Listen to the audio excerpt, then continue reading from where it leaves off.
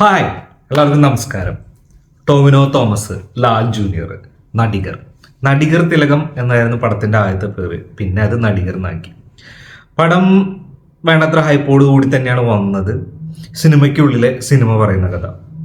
അപ്പോൾ സിനിമയ്ക്കുള്ളിലെ സിനിമ പറയുന്ന കഥ എന്ന് പറയുമ്പോൾ ഉദയനാണ് താരം. അതുപോലെ തന്നെ സ്കൂപ്പ് പടമായിട്ട് ഇറങ്ങിയിട്ടുള്ള ധ്യാൻ ശ്രീനിവാസിന്റെ പടം ഉണ്ടായിരുന്നല്ലോ, സരോജ് കുമാർ എന്നൊക്കെ പറഞ്ഞിട്ടുള്ള, അതൊക്കെ ഓർമ്മ വരും. അതുപോലെ തന്നെ വർഷങ്ങൾക്ക് ശേഷം അതും സിനിമയ്ക്കുള്ളിലെ സിനിമ പറയുന്ന കഥയാണ്. അപ്പോൾ അതും ഇതും ഒക്കെ കമ്പാരിസൺ ചെയ്യാൻ പറ്റൂ എന്നുള്ളത് നമുക്ക് അവസാനം പറയാം. അതിനു മുമ്പ് സിനിമയെക്കുറിച്ച് പറയാം. സിനിമയിൽ ടോവിനോ തോമസ്, ബാലു വർഗീസ്, ഇന്ദ്രൻസ്, പിന്നെ ആരായിരുന്നു, ഭാവനനെ കുറേ നാളുകൾക്ക് ശേഷം കണ്ടതിൽ സന്തോഷം, പിന്നെ സൗബിൻ താഹിർ, അങ്ങനെ ഒരു നീണ്ട നിരയാണ്. പിന്നെ നമ്മുടെ മണിക്കുട്ടൻ കുറച്ച് സീൻസിൽ വരുന്നുണ്ട്. അതൊക്കെ സിനിമയ്ക്കുള്ളിൽ സിനിമയിലെ കഥാപാത്രങ്ങളായിട്ടാണ് വരുന്നത്. അങ്ങനെ കുറേ ക്യാരക്ടേഴ്സ് ഇതിനകത്ത് വന്നു പോകുന്നുണ്ട്. അപ്പോൾ സിനിമയ്ക്കുള്ളിലെ സിനിമ എന്താന്ന് പറഞ്ഞു കഴിഞ്ഞാൽ, ഒരു തുടക്കക്കാരൻ ഹീറോ ആളുടെ 3 പടങ്ങൾ ഹിറ്റാവുന്നു, സൂപ്പർ സ്റ്റാർ ആവുന്നു, സൂപ്പർ സ്റ്റാർ ആയിട്ട് ജീവിതം കൈവിട്ടു പോകുന്നു. പൊടി കള്ള് പെണ്ണ് അങ്ങനത്തെ ഒരു ലൈനിലേക്ക് വരുന്നു. പിന്നെ ആ ഒരു ജീവിതശൈലി കൊണ്ട് പണം കണ്ണിൽ എന്താ പറയുക, കണ്ണ് മൂടിക്കളയുന്നു, അദ്ദേഹത്തിൻ്റെ കഴിവുകളെ അദ്ദേഹം നശിപ്പിച്ച് കളയുന്നു. അങ്ങനത്തെ ഉള്ള രീതിയിലേക്ക് പടം ടോവിനോയുടെ ലൈഫ് അതിനകത്തോട്ട് പോവാണ്. ടോവിനെയാണ് അതിനകത്തുള്ളത്. ഒരു സൂപ്പർ സ്റ്റാർ പദവിയുണ്ട്, പക്ഷേ താഴത്തേക്ക് വരാൻ പറ്റുന്നില്ല, മറ്റാരും മനസ്സിലാക്കാൻ പറ്റുന്നില്ല. ഇത് തന്നെ സംഭവം. പുച്ഛം, ദേഷ്യം, അഹങ്കാരം, ഇതൊക്കെ തന്നെ വരുന്നുണ്ട് അതിനകത്ത്.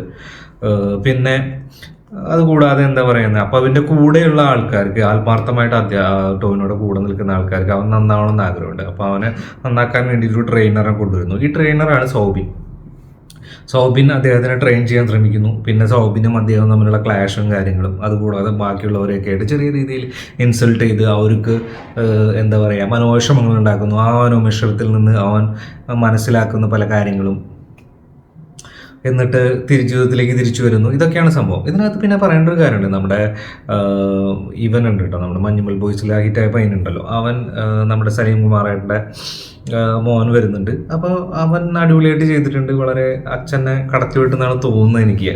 ആ ഒരു സലീം കുമാറേട്ടൻ്റെ അതേ ഒരു രീതിയിലുള്ള കാര്യങ്ങളൊക്കെയാണ് ഫോളോ ചെയ്ത് പോകുന്നത്. അവനും വന്ന് ഇവൻ്റെ ജീവിതത്തിൽ ഇൻഫ്ലുവൻസ് ആവുന്നു. ഇവൻ മാറിയിട്ട് ഇവൻ പടം ഗംഭീരമായിട്ട് ചെയ്യുന്നു.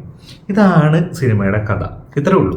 അപ്പോൾ ഇതിനകത്ത് സംഭവം ഇങ്ങനെ കേൾക്കുമ്പോൾ ഭയങ്കര അടിപൊളിയാണല്ലോ എന്നൊക്കെ തോന്നുന്നുണ്ടാവും. പക്ഷേ ഇത് ചെയ്തു വെച്ചിരിക്കുന്നു തോന്നുന്നു വെച്ച് കഴിഞ്ഞാൽ, ആദ്യത്തെ ഒരു ഫസ്റ്റ് ഹാഫ് ഓക്കെ, കുഴപ്പമില്ല, കണ്ടിരിക്കാം, ഇൻട്രസ്റ്റിംഗ് ആണ്. ചെറിയ ചെറിയ കോമഡികളൊക്കെ ആയിട്ട് നമുക്ക് ഈ സിനിമയെ ഇഷ്ടപ്പെടുന്നവരും അതിൻ്റെ മേക്കിങ്ങിനെ കുറിച്ച് അറിയാവുന്നവരും സിനിമയ്ക്കുള്ള പിന്നാമ്പരങ്ങളിലെ കുറച്ച് കാര്യങ്ങൾ അറിയാവുന്നവർക്കൊക്കെ വളരെ നന്നായിട്ട് കണക്ട് ചെയ്യാൻ പറ്റുകയും അതിനെക്കുറിച്ച് ചിന്തിക്കുകയും അങ്ങനെ ആ ഒരു ചെറിയൊരു ഇതിൽ നമുക്കിങ്ങനെ ഇരുന്ന് കാണാൻ പറ്റും.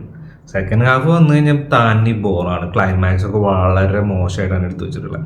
ക്ലൈമാക്സ് അവർ നമ്മളെ ഇമോഷണലി ഭയങ്കര ട്രാപ്പ് ചെയ്ത് കളയാം എന്ന് വിചാരിച്ചു വെച്ചിട്ടുണ്ടായിരുന്ന ഒരു സംഭവം, അത് അവർക്ക് അതിലേക്ക് ആ ഒരു ഇമോഷൻസ് നമ്മളിലേക്ക് എത്തിക്കാൻ പറ്റിയില്ല.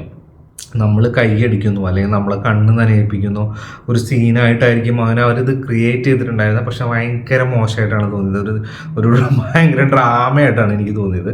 അത്രയും വലിച്ചു നീട്ടേണ്ട ക്ലൈമാക്സ് ഒക്കെ ആവശ്യമുണ്ടായിരുന്നു എന്നുള്ളതൊക്കെ, അതിന് ആ ക്ലൈമാക്സിന് പകരം വേറെ നല്ല രീതിയിൽ കാണിക്കാൻ പറ്റുമായിരുന്നു. പല പടങ്ങളിലും വന്നു പോയിട്ടുള്ള ഒരു ക്ലൈമാക്സിൻ്റെ ഒരു എന്താ പറയുക, റീഫോർമേഷൻ ഉണ്ടായിരുന്നെങ്കിൽ തന്നെ നന്നായിരുന്നു. ഇത് അതിൽ നിന്നും വ്യത്യസ്തമായിട്ട് എന്തെങ്കിലും ചെയ്യാം എന്ന് വിചാരിച്ച് ചെയ്തതാണ്. പക്ഷെ അത് വർക്കൗട്ട് ആയിട്ടില്ല തീരെ. എനിവേ, എനിക്ക് തോന്നുന്നില്ല. നമ്മൾ പടം ഇറങ്ങി 2ാമത്തെ ദിവസമാണ് സിനിമ കണ്ടത്. ഒരു 150 മുതൽ 200 സീറ്റുള്ള തിയേറ്ററിൽ ആകെ കൂടി 4-5 പേരുണ്ടായിരുന്നുള്ളൂ. അപ്പോൾ തന്നെ നിങ്ങൾക്ക് അറിയാം എന്തായിരിക്കും ഈ സിനിമയുടെ അവസ്ഥ എന്നുള്ളത്. സോ കണ്ടവർ എന്തൊക്കെയാണ് വിശേഷങ്ങൾ എന്നുള്ളത് പറയുക, കാണാത്തവർ ഓക്കെ കാണുക. അപ്പോൾ എവിടെ കാണണം എന്നുള്ളത് നിങ്ങൾ തീരുമാനിക്കുക. അപ്പോൾ അടുത്ത സിനിമയുടെ വിശേഷങ്ങളായിട്ട് വരുന്നതായിരിക്കും. നന്ദി, നമസ്കാരം.